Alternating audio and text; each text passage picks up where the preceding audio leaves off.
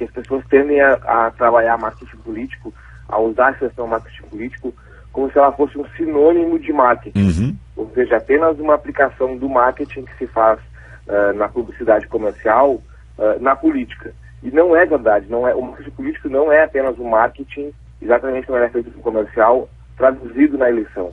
Marketing político é um binômio, é a soma de marketing, das suas regras, das suas técnicas conhecidas, com a política.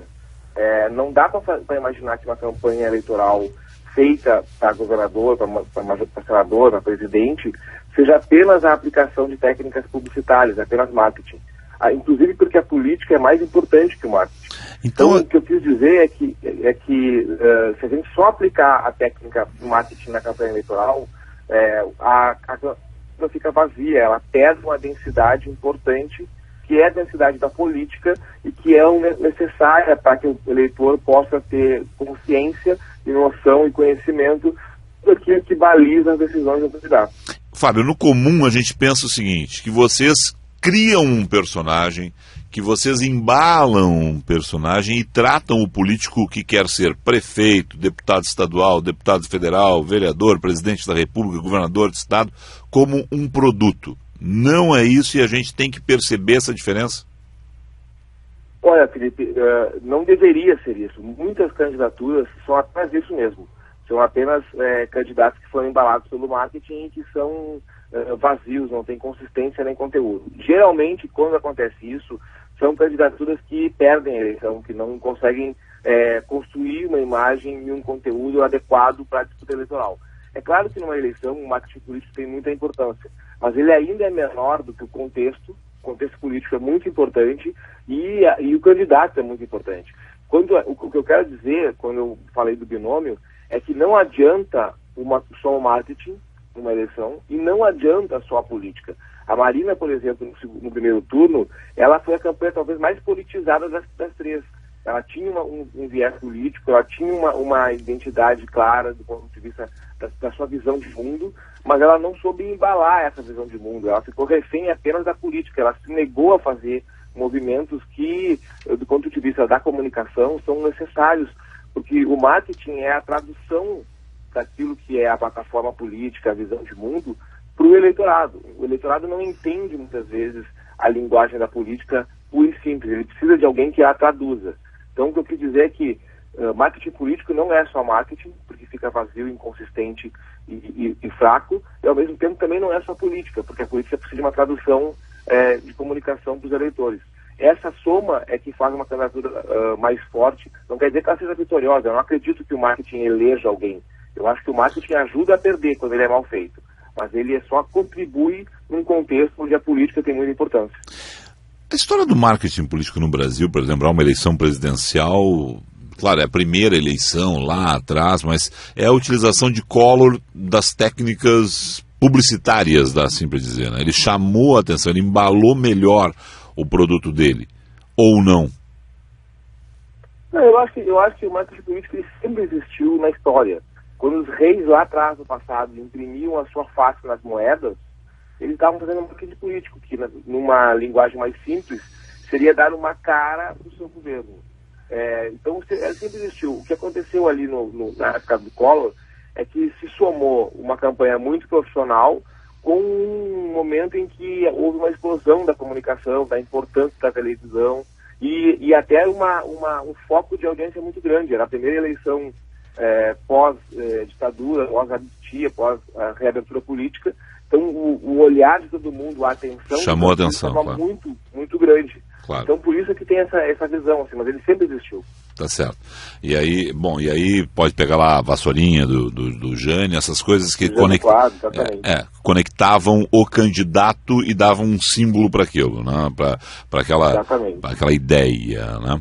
No que se refere à eleição presidencial, você falou de Marina. Entre Aécio e Dilma, os dois fizeram marketing político? Alguém concentrou mais na política? Alguém concentrou mais no marketing?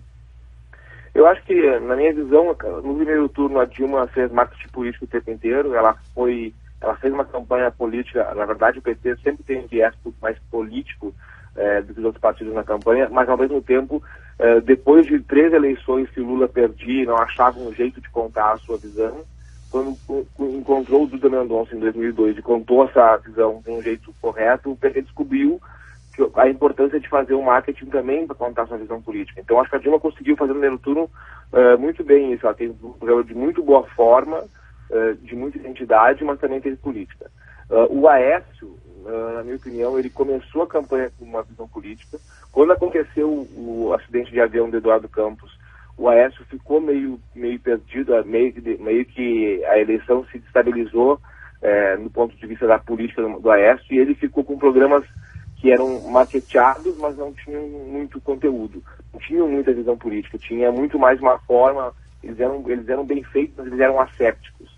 Depois nos últimos 15 dias de campanha, que ele recuperou uma visão de mundo política, até para se confrontar, até para se diferenciar da Marina, na relação da Marina ter sido do PT durante muito tempo e tal, e aquela recuperação da visão política de universo, de mundo dele, conseguiu dar para o programa dele uma sustentação maior e deu para a campanha dele uma força de quem tinha também essa mesma visão do eleitorado, mas identificava nele um cara capaz de carregá-la.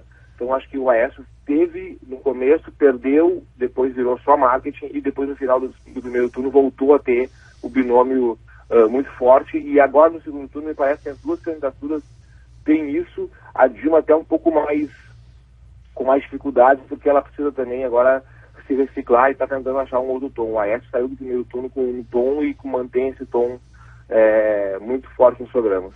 Em nível local, Tarso, Sartori, Sartori, Tarso? Eu acho que os dois, o Sartori continua com a mesma pegada, o Tarso deu uma repaginada na sua candidatura, mas eu acho que os dois ainda estão, assim, eles começaram mais tarde, no programa eleitoral a gente já tem um pouco mais de dias rodando, então eu acho que os dois ainda estão naquela fase de transição do primeiro para o segundo turno, em que você agradece os eleitores do primeiro turno, mais ou menos sinaliza que o segundo turno é para ser assim ou assado, mas eu acho que eles ainda não estão no tom que eles terminarão o segundo turno, eles ainda vão fazer uma mudança, ambos eu acho, para serem mais contundentes. O marketing político vai passar por grandes transformações nos próximos anos? O eleitor está mais atento a isso? Vocês, quando colocam esse assunto em debate nas rodas dos publicitários, veem que tem muita novidade para acontecer? O que vem por aí? Olha, Felipe, o marketing sempre se recicla, né? Embora tenha algumas coisas que não vão se alterar nunca. A primeira delas é que a grande força do marketing político numa eleição no Brasil é a televisão, pela penetração que a televisão tem em todos os municípios e pela lógica do brasileiro de realmente ver muita televisão. Acontece que a televisão é um veículo de forma. Então, assim, por mais que a gente queira regrar os programas eleitorais, toda eleição aparece alguém dizendo que devia ser ao vivo o programa, com um candidato parado na televisão, com um fundo branco, né, falando sobre... Por mais que a gente queira fazer isso, vai ser sempre o candidato mais bonitinho, o que tiver mais carisma, mais empatia, o que falar melhor, que vai se dar bem na televisão, porque a televisão é um veículo de forma, ela é um veículo de menos conteúdo, né? Então, assim, isso vai gerar sempre uma transformação, mas vai gerar sempre uma coluna vertebral também, que vai se estabelecer ali, que é a necessidade de fazer programas que toquem as pessoas, que emocionem as pessoas. E não é o marketing político que inventou isso, nem é os políticos, os candidatos. Quem disse e explicou isso muito bem foi Aristóteles, lá atrás, na Grécia Antiga, quando ele disse: o juízo de valor das pessoas muda conforme a emoção que elas sentem. Por isso que a gente precisa alterar a emoção das pessoas, emocionar as pessoas na televisão, tanto no marketing político quanto no marketing comercial, que as pessoas prestem atenção na mensagem e possam, a partir da emoção, alterar o seu juízo de valor. Se não fosse assim, um candidato como Sartori, por exemplo, que tem 6% no começo da eleição e termina na frente com 40%, ele jamais mudaria a visão das pessoas sobre ele, porque as pessoas têm um juízo de valor no início da campanha, ou não o conhecem bem, e isso permaneceria do mesmo jeito. Elas só mudam de opinião porque o juízo de valor se altera a partir da emoção que elas sentem. Agora, ao mesmo tempo que eu estou dizendo isso, o mundo se modifica, né? Tudo muda. E as redes sociais estão aumentando. Era aí que eu queria chegar. As pessoas, por tabela, acabam sendo influenciadas pela tecnologia. Então, a tecnologia muda comportamentos. Essas redes sociais também alteram comportamentos. E isso vai gerar transformações daqui para frente. A gente já pode até discutir o que aconteceu no primeiro turno. Na minha opinião, os erros de pesquisa que foram muito evidentes tem a ver também com isso, com a grande massa de pessoas que conversou nas redes sociais do fim do horário eleitoral na quinta-feira até o domingo e foi influenciada por essas conversas e mudou o voto de sexta para domingo.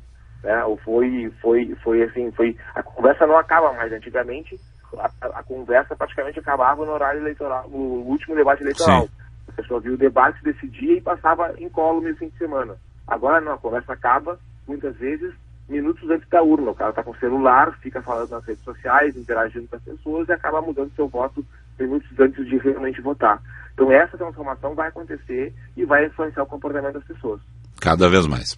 Fábio Bernardi, obrigado a você aí, um excelente dia de trabalho. Obrigado, Felipe. Um abraço a você e todos os amigos da Guaíra.